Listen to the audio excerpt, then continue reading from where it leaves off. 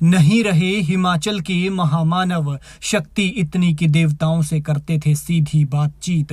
पत्थर पर लकीर होती थी इनकी देववाणी, 6 फुट की हाइट, 15 फुट लंबी जटाएं। बाल धोते थे तो सुखाने के लिए दूसरे मंजिल की छत से नीचे टांगते थे।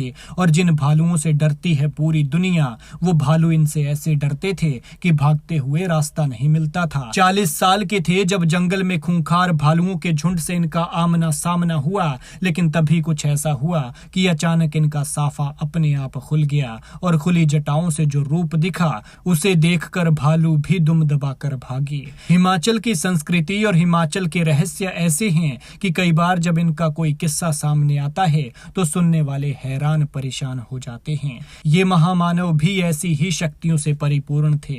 हिमाचल के महामानव से विख्यात ये 85 साल के आलमचंद हैं। आलमचंद कुल्लू के बंजार के खाबल गांव के रहने वाले थे और अनंत बालू नाग देवता के मुख्य पुजारी थे।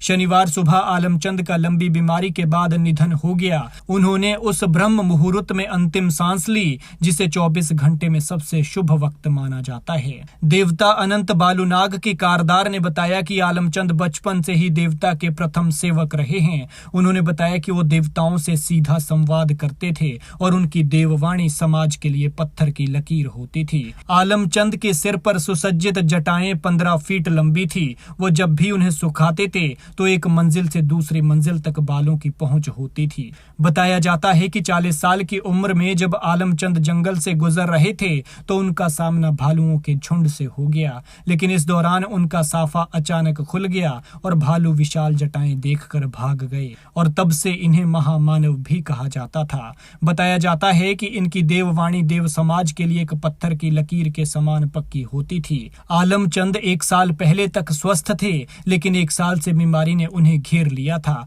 और हाल ही में जब मंडी शिवरात्रि में देव बालू नाग 144 साल बाद आए तो वो नहीं आ सके थे। देव समाज में उनके निधन की अपूरणीय क्षति है। बताया जा रहा है कि अब देवता आदेश करेंगे और उनके आदेश पर ही आलमचंद के परिवार से अगला गुर तय किया जाएगा।